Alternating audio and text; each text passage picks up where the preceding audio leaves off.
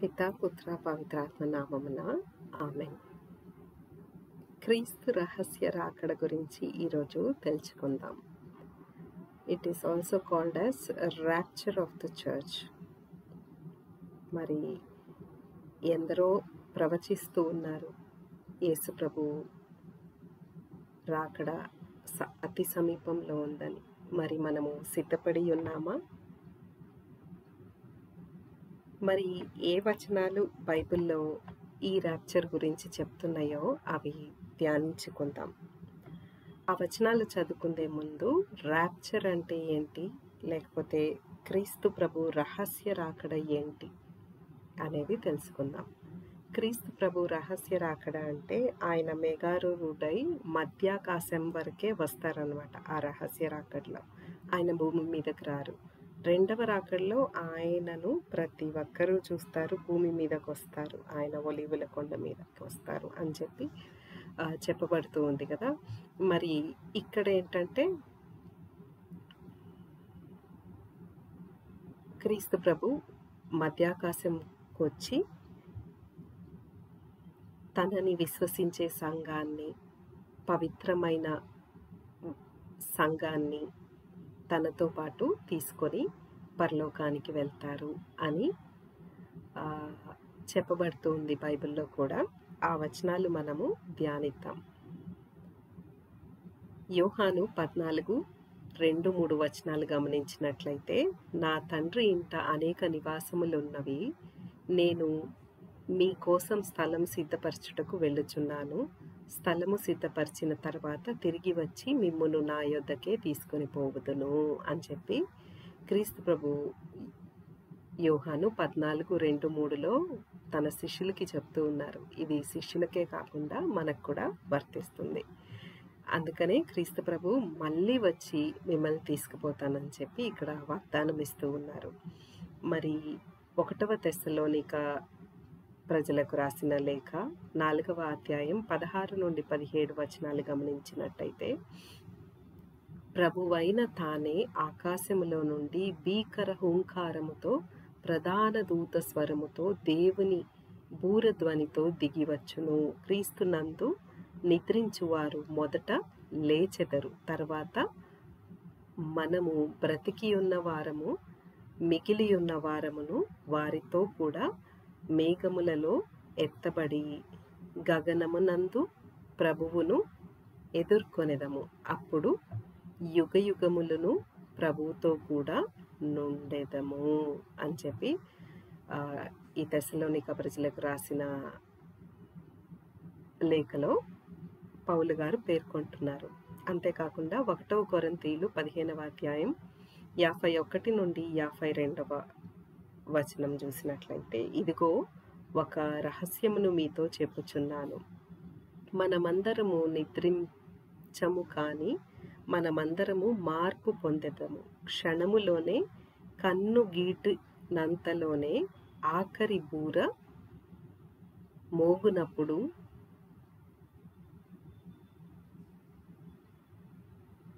చనిపోయిన వారు అవినాశనముగా లేచి మనము మార్పు చెందుదము అని చెప్పి 1వ కొరింథీయులు 15వ అధ్యాయం 51-52 వచనాల్లో చెప్పబడుతుంది. ఇంకా మత్తయి 24:30-31 వచనం వరకు చూసినట్లయితే, మనుష్య కుమారుడు మహిమతో మేఘముల మీద వచ్చుచున్నట్లు ఆకాశమందు కనబడును.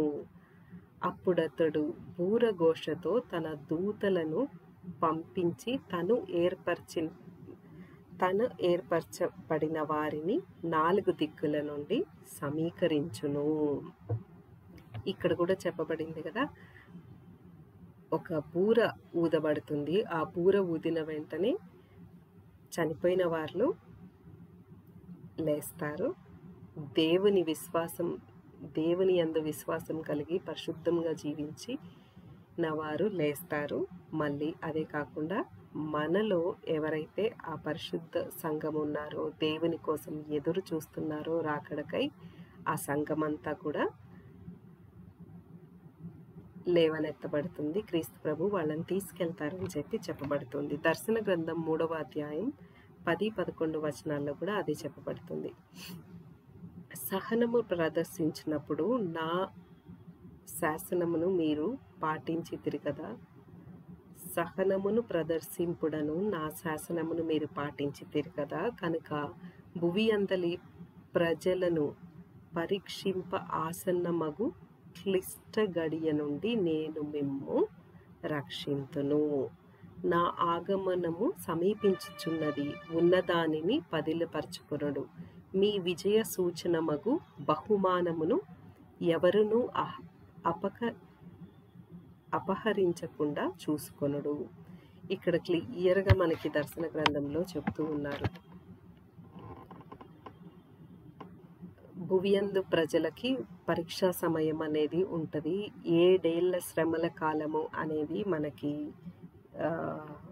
దర్శన గ్రంథంలో చెప్పబడుతుంది కదా. ఆ 7 ఏళ్ల శ్రమల కాలంలో నేను నా సంఘాన్ని కాపాడుతాను అని చెప్పి చెప్తూ ఉన్నారు. సహనం కలిగి క్రీస్తు ప్రభుని నిరీక్షించే సంఘాన్ని కాపాడుతానని చెప్తూ ఉన్నారు. అంతేకాకుండా మీరు పరిశుద్ధంగా ఉండాలి అని చెప్పి కూడా ఇక్కడ చెప్పబడుతూ ఉందన్నమాట. మరి క్రీస్తు రహస్య రాకడ కానీ, దాన్ని ర్యాప్చర్ అంటారు ఇంగ్లీష్లో, ఎప్పుడు జరుగుతుంది? ఈ క్రీస్తు రహస్య రాకడ కానీ, ర్యాప్చర్ అనేవి కానీ బైబిల్లో స్పెసిఫిక్గా వర్డ్స్ రాసి ఉండవు. కానీ బైబిల్లో అంత్య దినాల్లో జరిగే సూచనల్లో చెప్పబడుతూ ఉందన్నమాట. మత్తయి సువార్త 24వ అధ్యాయంలో దేవుని పునరాగమనము అని ఒక హెడ్డింగ్తో ఉంటుంది అనమాట. ఇది ఏంటంటే దేవుని రహస్య రాకడకి సూచన. ఇక్కడ గమనించినట్లయితే రహస్య రాకడ ఎప్పుడు వస్తుంది, లేకపోతే దేవుని రాకడ ఎప్పుడు వస్తుంది అని మత్తయి సువార్త 24:7-14 వచనాల్లో చెప్పబడింది. ఒక జాతి మరి ఒక జాతిపై, ఒక రాజ్యం మరి ఒక రాజ్యంపై దాడి చేయును. అనేక ప్రదేశములందు కరువులు భూకంపములు వచ్చును. అవి అన్నీ ప్రసవ వేదనకు ప్రారంభ సూచనలు, అంటే శ్రమలకు ప్రారంభ సూచనలు. అప్పుడు జనులు మిమ్ము శ్రమల పాలు చేసి చంపుదురు, నా నిమిత్తము అందరూ మిమ్ము ద్వేషింతురు. ఆ దినములలో అనేకులు పతనమగుదురు, ఒకరినొకరు మోసగించుకొందురు, ద్వేషించుకొందురు. కపట ప్రవక్తల అనేకులు బయలుదేరి ఎందరినో మోసగింతురు. అక్రమములు ఇంతగా విస్తరిల్లుటచే అనేకుల ప్రేమ చల్లారును. కట్టకడ వరకు నిలకడగా ఉన్నవారే రక్షణ పొందును. రాజ్యమును గూర్చిన ఈ సువార్త సర్వజాతుల సాక్ష్యముగా ప్రపంచమంతటా ప్రబోధింపబడినప్పుడు అంతము వచ్చును అని క్రీస్తు ప్రభువు కొన్ని సూచనలన్నీ తెలియజేశారు. 24వ అధ్యాయం 7-14 వరకు ఈ మొత్తం సూచనలు ఆల్మోస్ట్ నెరవేరినట్లుగానే మనకి కనపడుతూ ఉన్నాయి. ప్రేమ చల్లారిపోవటము, ఒకరినొకరు ద్వేషించుకోవటము, అన్నీ కనపడతానే ఉన్నాయి. భూలోకంలో యుద్ధాలు, కరువులు అన్నీ చూస్తానే ఉన్నాం. అది క్రీస్తు ప్రభువు రహస్య రాకడకు సూచనలు.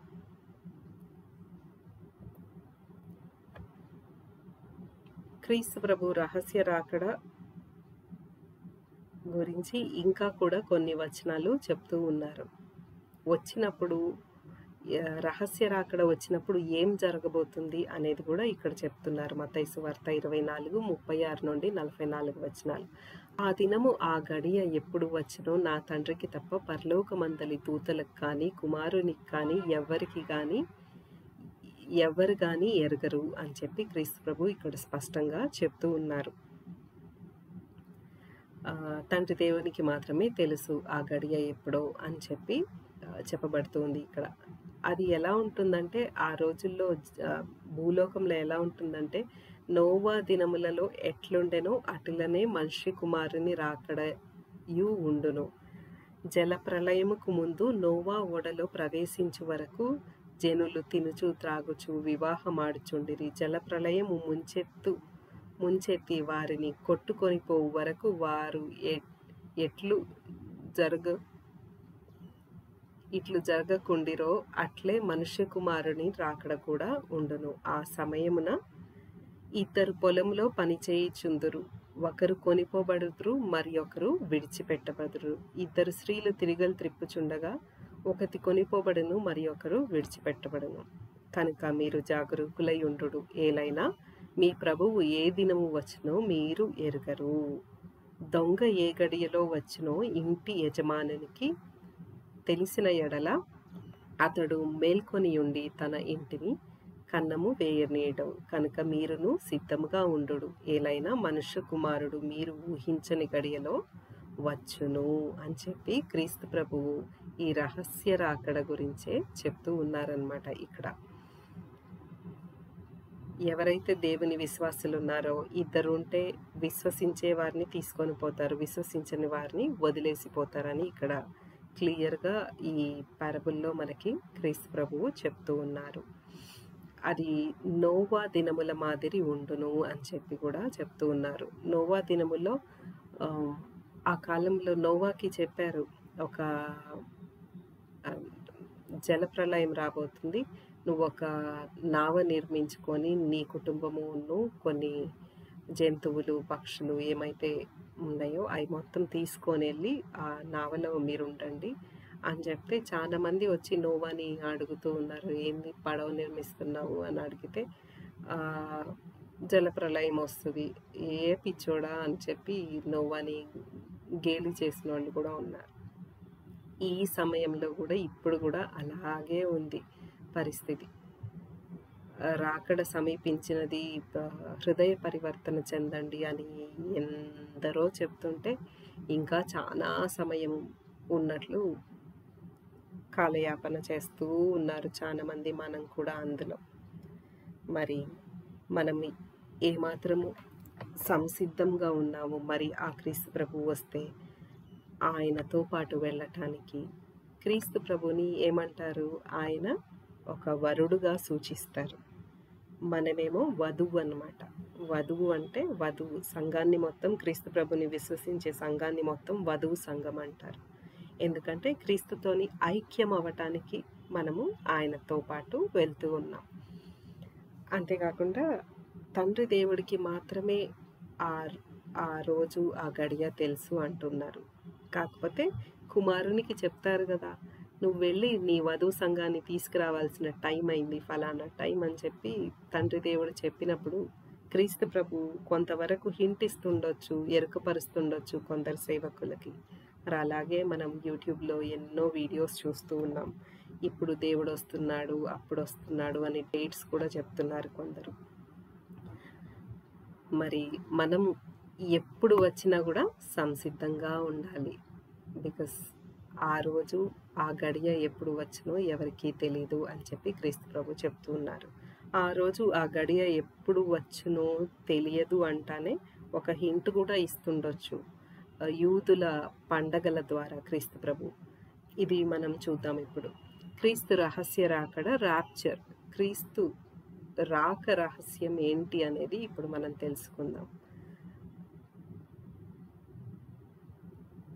ప్రభువు మోషేతో, ఇది లేవి కాండము 23వ అధ్యాయంలో ప్రభువు మోషేను ఇశ్రాయేలీతో ఇట్లా చెప్పమన్నాను, ప్రభువు పండుగను నియమిత దినములకు కొనియాడుటకు ప్రోగైన జనులెల్లరూ పవిత్ర సమాజమును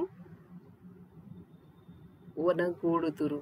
నా పండుగలు ఇవి, ఈ క్రింది ఉత్సవముల గూర్చి ప్రజలకు సకాలమున సమావేశమునకై ప్రకటింపుడు అని చెప్పి దేవుడు ఇక్కడ చెప్తూ ఉన్నాడనమాట. ఏంటేంటి ఆ పండగలు? యూదులకి ఒక 7 పండగలు ఇవ్వబడినాయి. ఆ 7 పండగలు ఏంటివి? ఆ 7 పండగల్లో క్రీస్తు ప్రభువు ఎన్ని నెరవేర్చారు, ఇంకా ఎన్ని నెరవేర్పబడాలి అనేది చూద్దాం. ఇక్కడ 7 పండుగలు ఉన్నాయి. 7 పండుగలు ప్రతి ఒక్క సంవత్సరము యూదులు ఇజ్రాయేలీలు జరుపుకుంటూ ఉంటారనమాట. మొదటి పండుగ వచ్చి పాస్కా పండుగ. పాస్కా పండుగ అంటే జీసస్ శిలువ మీద కొట్టబడి మరణం పొందిన ఇదన్నమాట. గుడ్ ఫ్రైడే అనుకోవచ్చు మనము. పాసోవర్ అప్పుడే కదా క్రీస్తు ప్రభు వాళ్ళు నిలువ కమ్మీలు అడ్డ కమ్మీల మీద మీరు బలిని సమర్పించి ఆ గొర్రెపిల్ల రక్తాన్ని రాయండి అని చెప్పి ఆ గృహం రక్షించబడుతుంది అని చెప్తారు. మరి క్రీస్తు ప్రభు రక్తం వలననే మనకి రక్షణ కదా. అది ఈ పండుగ, పాస్కా పండుగ. తర్వాత పులియని రొట్టెల పండుగ. పులియని రొట్టెల పండుగ అంటే పులుపు అనేది పాపానికి సాదృశ్యం అన్నమాట. పులుపు లేకుండా ఉంటే శుద్ధత అని లెక్క అన్నమాట. పులియని రొట్టెల పండుగ జీసస్ సిన్లెస్ బాడీ బరీ చేసిన పండుగ అన్నమాట. దేవుని పరిశుద్ధమైన శరీరం సమాధిలో ఉన్న పండుగ అన్నమాట. అప్పుడు అది పులియలేదు కదా, బికాస్ ఆయనలో పాపం అనేది లేదు కాబట్టి అది పులియలేదు, అది పాడు కాలేదు. తర్వాత ఆయన ఉత్థానమయ్యారు. మూడో పండుగ మొదటి పంట పండుగ అంటారు దాన్ని. అదేంటి? ఫీస్ట్ ఆఫ్ హార్వెస్ట్ అంటారు. Jesus rose from the dead. అప్పుడు దేవుడు ఉత్థానమయ్యాడన్నమాట. ప్రథమ ఫలముగా ఆయన మొదటగా ఉత్థానమైనారు. అది ఇక్కడ చెప్పబడుతుంది అన్నమాట. మరణము నుండి ఉత్థానమైన మొదటి వ్యక్తి క్రీస్తు ప్రభు కదా. సో అందుకనే అది ప్రథమ ఫలాల పండుగ అప్పుడే జరిగిందన్నమాట క్రీస్తు ప్రభు. ఇవన్నీ ఫుల్ఫిల్ చేసుకుంటూ వచ్చారు. ఆ తర్వాత పెంతెకోస్తు పండుగ. పెంతెకోస్తు పండుగ వీళ్ళు ఏం చేస్తారు? దీన్ని 50 రోజుల తర్వాత చేసుకుంటారు. ఉత్థానమైన తర్వాత ఫస్ట్ ఫ్రూట్స్ పండుగ తర్వాత 50 రోజులకి ఈ పెంతెకోస్తు పండుగ చేసుకుంటారు. అలాగే క్రీస్తు ప్రభువు కూడా పవిత్రాత్మ సర్వేశ్వరుణ్ణి సంఘం మీదకి పెంతెకోస్తు పండుగ కూడా అదే 50 రోజులకు వచ్చింది క్రీస్తు ప్రభువు ఉత్థానమయ్యాక. సో అది కూడా కరెక్ట్గా మ్యాచ్ చేసేసారనమాట. జీసస్ ఫస్ట్ కమింగ్ ద్వారా మొదటిసారి భూమి మీదకి ఆయన వచ్చి ఆయన మరణం పొందినప్పుడు, ఆయన తిరిగి లేచినప్పుడు ఈ 4 పండుగల్ని ఆయన కరెక్ట్గా అదే డేట్స్లో అదే టైంలో నెరవేర్చారు. అందుకనే బైబిల్ స్కాలర్స్ ఏమంటున్నారంటే ఇంకా 3 పండుగలు ఉన్నాయి జూయిష్ ఫెస్టివల్స్. ఆ జూయిష్ ఫెస్టివల్స్లో ఈ 3 పండుగల్ని కూడా దేవుడు నెరవేరుస్తాడు. అది ఆయన 2వ రాకడలో నెరవేరుస్తాడని వాళ్ళు నమ్ముతూ ఉన్నారనమాట. 2వ రాకడికి ముందు రహస్య రాకడ బైబిల్లో చెప్పబడింది. మరి నెక్స్ట్ది ఏం ఫీస్ట్? ఆయన రహస్య రాకడే. ఆయన రహస్య రాకడ దేంతోని కోయిన్సైడ్ అవ్వచ్చు అంటే బూరల పండుగ. ఈ 5వ పండుగ బూరల పండుగ. ఇంకా మనము ఎదురు చూసేది నెక్స్ట్ ఏంటి? దేవుని రహస్య రాకడ కోసం, ర్యాప్చర్ కోసం ఎదురు చూస్తూ ఉన్నాం. అందుకని ఆ ర్యాప్చరు బూరల పండుగకి కరెక్ట్గా కోయిన్సైడ్ అవుతుంది అని చెప్పి చాలా మంది అంటూ ఉంటారు. ఈ బూరల పండుగ ఈ సంవత్సరము సెప్టెంబర్ 23, 24 తారీఖుల్లో ఉందన్నమాట. 22 ఈవినింగ్ నుండి స్టార్ట్ అయ్యి 24 ఈవినింగ్కి ఎండ్ అవుతుంది అని చెప్పి. ఇదేంటంటే no one knows the date or time. ఆ గడియ, ఆ దినము ఎవరికీ తెలియదు అనే పండుగ అంట ఇది. క్రీస్తు ప్రభు అలాంటి ఇడియం అంటే అటువంటిదే చెప్పారేమో బూరల పండుగ అని ఇండైరెక్ట్గా అని కొందరు స్కాలర్స్ అంటూ ఉన్నారు. మరి చూడాలి బూరల పండుగ. దట్టు ఇంకా మిగిలిన 2 పండుగలు ప్రాయశ్చిత్త దినము, ప్రాయశ్చిత్త పండుగ. అది వచ్చేసి యేసు ప్రభు సంపూర్ణంగా తనని తాను సమర్పించుకున్నారు కదా మన కోసము. అప్పుడు పాప ప్రాయశ్చిత్తము పండుగ అన్నమాట ఇది. నెక్స్ట్ది గుడారాల పండుగ. గుడారాల పండుగ వచ్చేసి ఫీస్ట్ ఆఫ్ టాబర్నికల్స్. ఇది వచ్చేసి దేవుడు మనతోని సంఘంతోని ఉండే కాలాన్ని ఎప్పుడు సంపూర్ణంగా మనతోని ఉండే పండుగ అన్నమాట ఇది. అది గుడారాల పండుగ. సో ఇవన్నీ ఫీస్ దేవుడు రెండవ రాకడలో ఫుల్ఫిల్ చేస్తారని చెప్పి నమ్మకము. సో అందుకని ఈ బూరల పండగకి క్రీస్తు ప్రభు రాకడ అంటే రహస్య రాకడ ముడిపడి ఉంది అని చెప్తూ ఉన్నారు. అదే ఈ చార్ట్ కూడా మనకి డిస్ప్లే చేస్తుంది. ఈ బ్లూలో ఉన్నవన్నీ ఫస్ట్ కమింగ్లో ఫుల్ఫిల్ అయిపోయాయి. ఈ గ్రీన్లో ఉన్నాయి రెండవ రాకడలో ఫుల్ఫిల్ చేయాల్సిన పండుగలు అన్నమాట. ర్యాప్చర్ మరి పాత నిబంధనలో ఎక్కడన్నా చెప్పబడి ఉందా అని గమనిస్తే ఈ ర్యాప్చర్ అనేది దేవుడు తీసుకెళ్ళటం, బ్రతికుండగానే దేవుడు తీసుకెళ్ళటము అనేది ఎక్కడన్నా చూసామా పాత నిబంధనలో అంటే గనక మనం చూడొచ్చు. ఆదికాండం 5వ అధ్యాయం 23-24 వచనాల్లో హనోకును దేవుడు అలాగే తీసుకుపోతాడనమాట. అతడు 365 బ్రతికెను. ఆ తర్వాత హనోకు దేవునకు సహచరుడై జీవించెను. ఆ తరువాత జనులు అతనిని చూడలేదు, దేవుడు హనోకును కొనిపోయెను అని చెప్పి ప్రభుతోని తీసుకెళ్లారు అని చెప్పి చెప్పబడుతూ ఉంది ఇక్కడ. అది కూడా కొంచెం కోయిన్సిడెంటల్గా 23-24 వచనాలే ఉన్నాయి. చెప్పబడే డేట్స్ కూడా 23-24 అనే చెప్తున్నారు. మళ్ళీ బూరల పండుగ కూడా మనకి లేవి కాండంలో 23-24 వచనాల్లోనే ఉంది కరెక్ట్గా. అది ఒక కోయిన్సిడెన్స్. రాజుల 2వ గ్రంథం గమనించినట్లయితే 2వ అధ్యాయం 9-12 వరకు ఇక్కడ ఏలియాని కూడా కొనిపోయే దృశ్యం మనం చూస్తున్నాము. నిప్పు గుర్రములు లాగు అగ్ని రథం ఒకటి అకస్మాత్తుగా వారి నడుమ ప్రవేశించెను. వెంటనే సుడిగాలి చేత ఏలియా ఆకాశమునకు ఆరోహణమాయెను అని చెప్పి ఇక్కడ చెప్పబడుతుంది. ఇదొక way of taking him to God అనమాట. మరి ఇక్కడ 2 టైప్స్ ఆఫ్ ర్యాప్చర్ని చూసాం మనం. అలాగే సంఘాన్ని కూడా, క్రీస్తు ప్రభువు నందు విశ్వసించే సంఘాన్ని కూడా దేవుడు 7 ఏళ్ల కాల శ్రమల నుండి దాచుకొని తీసుకొని పోతారు అని చెప్పి బైబిల్ చెప్తూ ఉంది. మరి ర్యాప్చర్కి కొన్ని లెక్కలు ప్రవచనాలు చెప్తూ ఉన్నారు చాలామంది. లెక్కలు ఏమని చెప్తున్నారంటే 2వ పేతురు 3:8 ఇలా చెప్తుంది. దేవుని దృష్టిలో ఒక దినము 1000 సంవత్సరాల వలె, 1000 సంవత్సరాలు ఒక దినము వలె ఉన్నవి అని చెప్పి చెప్పబడుతూ ఉంది. ఇక్కడ హోషేయ 6లో గనక చూసినట్టయితే 2 దినములైన తర్వాత ఆయన మనకు తిరిగి జీవము దయచేయను, 3వ రోజు ఆయన మనలను తిరిగి నిలబెట్టును, మనము ఆయన సముఖమునందు బ్రతకగలుగుదము. ఇక్కడ చెప్తూ ఉన్నారు ఇంగ్లీష్లో కూడా. After 2 days he will revive us, on the 3rd day he will raise us up that we may live before him. అదే ఇక్కడ చెప్తూ ఉన్నారనమాట.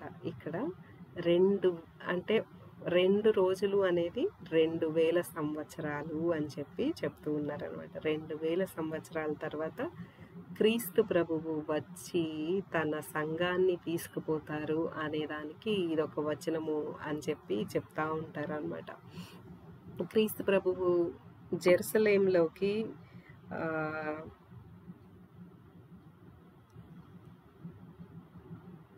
మట్టల ఆదివారం అంటారు, లేకపోతే మానికొమ్ముల పండుగ అంటారు కదా. ఆ రోజు క్రీస్తు ప్రభువు గాడిద మీద, కంచర గాడిద మీద ఎంటర్ అవుతారు కదా జెరూసలేంలోకి. అది సుమారుగా 6 ఏప్రిల్ 32 AD అని చెప్తారనమాట. 32 ADలో జరిగింది, దగ్గర 32 ADలో జరిగింది. ఆయన మరణం కూడా 32 ADలో జరిగింది అని చెప్తారు. దానికి సాదృశ్యంగా ఏమంటారంటే, మళ్ళీ ఆయన 2032లో ఆయన మళ్ళీ 2000 సంవత్సరాలు ఫినిష్ అవుతాయి. అప్పుడు ఆయనది సెకండ్ కమింగ్ అని చెప్తారు, రెండవ రాకడ. రెండవ రాకడకి ముందు 7 ఏళ్ల కాలం శ్రమలు ఉంటాయి కదా, ఆ 7 సంవత్సరాలు మైనస్ చేస్తే 2032లో నుండి 2025, అంటే ఈ 2025లో కంపల్సరీ దేవుడు తన చర్చ్ని, అంటే తనని విశ్వసించే సంఘాన్ని, మచ్చ ముడత లేని పరిశుద్ధ సంఘాన్ని తీసుకొని పోతాడు అని చెప్పబడుతుంది. దాన్నే ర్యాప్చర్ అని పిలుస్తున్నాం మనం ఇంగ్లీష్లో. తెలుగులో క్రీస్తు రహస్య రాకడ అంటాము. అంతేకాకుండా చాలా మంది ప్రవచనాలు చెప్తూ ఉన్నారు.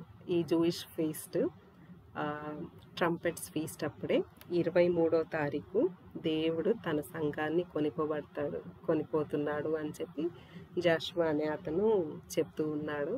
అండ్ అపార్ట్ ఫ్రమ్ దట్ చాలా మంది మాకు కళలు వచ్చాయి, మాకు దేవుడి నుండి కన్ఫర్మేషన్స్ వచ్చాయి, 23 జరగబోతుంది అని ఎన్నో చెప్తూ ఉన్నారు. అంతేకాకుండా కొందరు ఏం చెప్తున్నారంటే 3 రోజుల డార్క్నెస్, అంటే చీకటి, ఆ టైంలో ఓన్లీ దేవుడి విశ్వసించే సంఘం మాత్రమే రక్షింపబడతారు. And apart from that only blessed candles మాత్రమే వెలుగుతాయి అని చెప్పి ఆ డార్క్నెస్ మనం ప్రిపేర్ అవ్వటానికి ఒక సూచనగా చెప్తూ ఉంటారు. అండ్ అపార్ట్ ఫ్రమ్ దట్ క్రీస్తు ప్రభువు సిలువ మీద మరణించినప్పుడు, ప్రభువా నా ఆత్మను స్వీకరించు అనగానే అప్పుడు కూడా డార్క్నెస్ వచ్చింది ఈ భూమి మీద అని చెప్పబడుతూ ఉంది కదా. సో దానికి సాదృశ్యంగా డార్క్నెస్ వస్తుంది అని చెప్పి ఎందరో స్కాలర్స్ చెప్తూ ఉన్నారు. మరి చూడాలి, మరి రాకడ సమీపించింది, మనం సిద్ధపడాలి. అండ్ ఆ డేట్స్ అయినా అవ్వకపోయినా మనము ఆయన యందు సంపూర్ణ విశ్వాసం కలిగి, ఆయన యందు సంపూర్ణ నిరీక్షణ కలిగి జీవించాలి. ఇప్పుడు మనం క్రీస్తు రహస్య రాకడకు సిద్ధపడాలి అనేది ఈ బైబిల్ వచనాల్లో క్లియర్గా చెప్పబడింది. 1వ తెస్సలోనిక ప్రజలకు రాసిన లేఖ 4వ అధ్యాయం 1 నుండి 9 వరకు, మీరు పవిత్రులై ఉండవలెననియు భోగవాంఛలకు దూరముగా ఉండవలెననియు మీ విషయమున దేవుడు సంకల్పించుచున్నాడు. మీలో ప్రతి వ్యక్తియు పవిత్రముగా గౌరవనీయముగా తన శరీరమును అదుపులో పెట్టుకొనుట తెలిసి కొనవలెను. దేవుని ఎరుగని అన్యజనుల వలె మీరు వ్యామోహపూరితంగా కాంక్షలతో మెలగరాదు. కనుక ఈ విషయమున ఏ వ్యక్తియు తన సోదరునికి హాని చేయరాదు, అతని హక్కులను భంగము చేయదగదు. ఏలైనా అట్టి వారిని ప్రభువే శిక్షించునని మీకు పూర్వమే చెప్పి హెచ్చరించియుంటిని. అపవిత్రత యందు జీవింపమని దేవుడు మనల్ని పిలవలేదు, పవిత్ర జీవితమును గడపమనియే ఆయన పిలుపు. కనుక అట్టి దేవుని పిలుపును తిరస్కరించువాడు మానవుని తిరస్కరించుట కాదు, తన పవిత్రాత్మను మీ కొసగు దేవుని తిరస్కరించుచున్నాడు. తోడి విశ్వాసుల ఎడల ప్రదర్శింపవలసిన ప్రేమను గూర్చి మీకు రాయనక్కర్లేదు. ఏలైనా మీరు పరస్పరము ఎట్లు ప్రేమించుకొనవలెనో మీకు దేవుని చేతనే బోధింపబడెను. ఇక్కడ ముఖ్యంగా మనకి రెండే చెప్తున్నారు. ఏమని చెప్తున్నారు? పరిశుద్ధంగా ఉండాలి, భోగవాంఛలకు లోను కాకండి, ఈ లోక వ్యామోహములకు లోను కాకండి. ఇంకోటి ప్రేమ తత్వముని అలవర్చుకొని ఒకరినొకరు ప్రేమించుకుంటూ ఉండమని చెప్పి ఇక్కడ చెప్పబడుతుంది. అంతేకాకుండా 1వ తెస్సలోనిక ప్రజలకు రాసిన లేఖ 5వ అధ్యాయము, దాని హెడ్డింగే ప్రభువు రాకడకు సంసిద్ధత అని ఉంటుంది.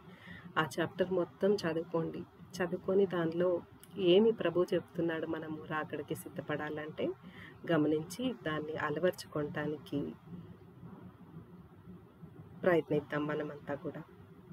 మళ్ళీ దర్శన గ్రంథంలో 2 మరియు 3 అధ్యాయాలు సంఘాలకి రాస్తూ ఉన్నాడనమాట క్రీస్తు ప్రభు. ఫిలడెల్ఫియా, థైతీరా, ఇంకా కొన్ని సంఘాలకి లేఖలు రాయబడుతూ ఉన్నాయి. ఆ సంఘాలకి రాసిన లేఖల్లో ఆ సంఘం అనగా మనమే అనుకోవాలి.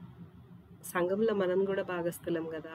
ఆ సంఘంలో వాళ్ళకి ఏమని చెప్తున్నారు, ఎలా ఉన్నారు, మీ పరిస్థితి ఎలా ఉంది, మీరు ఇలా ఉండకూడదు, మీరు ఇలా జీవించాలి, మీరు ఇలా జీవిస్తే మీకు ఏమి బహూకరించబడుతుంది అనేది ఈ 2-3 అధ్యాయాల్లో క్లియర్గా చెప్పబడింది. దర్శన గ్రంథం 2-3 అధ్యాయాలు తప్పక చదవండి.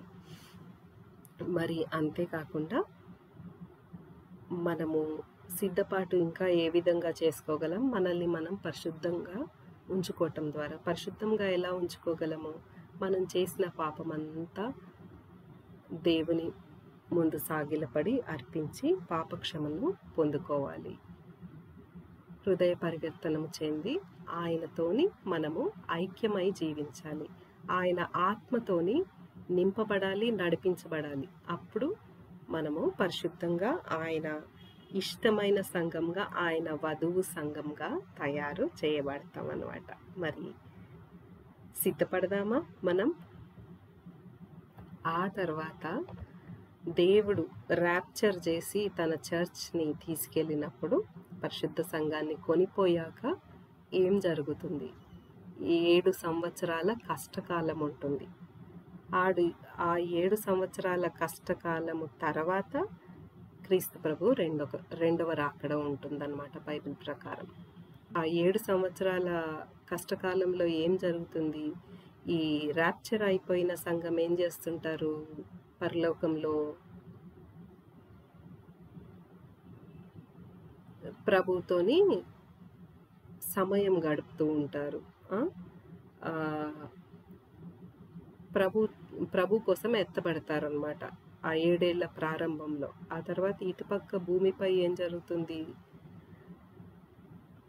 కష్టకాలం ప్రారంభమవుతుంది. ఆ కష్టకాలం కూడా ఎట్లా డివైడ్ అయి ఉంటుందంటే 3.5 సంవత్సరాలు శ్రమల కాలం, ఆ తర్వాత 3.5 సంవత్సరాలు మళ్ళీ ఉంటుంది. అది మహాశ్రమల కాలం అన్నమాట. సో మొదటి సగం ప్రతిక్రీస్తు శక్తి పెరుగుతుంది. అక్కడేమవుతుంది? పరలోకంలో క్రీస్తు న్యాయాసనం, విశ్వాసులు తమ క్రియలకు ఆధారంగా బహుమతులు పొందుకుంటుంటారు ఆ మొదటి 3.5 సంవత్సరాల్లో. ఇక్కడేమో ఎంతో శ్రమలు ఉంటాయి అన్నమాట భూమి మీద. ఆ తర్వాత నెక్స్ట్ 3.5 సంవత్సరాల్లో ఏమవుతుంది? ప్రతిక్రీస్తు ఒడంబడిక భంగం చేయబడుతుంది. కష్టాలు మరింత ఎక్కువైతాయి అన్నమాట. కాకపోతే ఇజ్రాయేలీలు ఆ 3.5 సంవత్సరాల తర్వాత గ్రహిస్తారు, ఈయన కాదు, ఈయన he's not Christ, he's not messiah అని చెప్పి తెలుసుకుంటారు ప్రతిక్రీస్తు గురించి వాళ్ళు 3.5 సంవత్సరాలు అయ్యాక. గొర్రెపిల్ల వివాహం ఇక్కడేమవుతుంది? గొర్రెపిల్ల వివాహము సంఘము క్రీస్తుతో ఏకమవుతుంది. గొర్రెపిల్ల వివాహం అంటే క్రీస్తు ప్రభుతోని మన వివాహం అంటే అర్థమేంటి? ఇక్కడ క్రీస్తు ప్రభుతోని మనం ఐక్యం అవటం.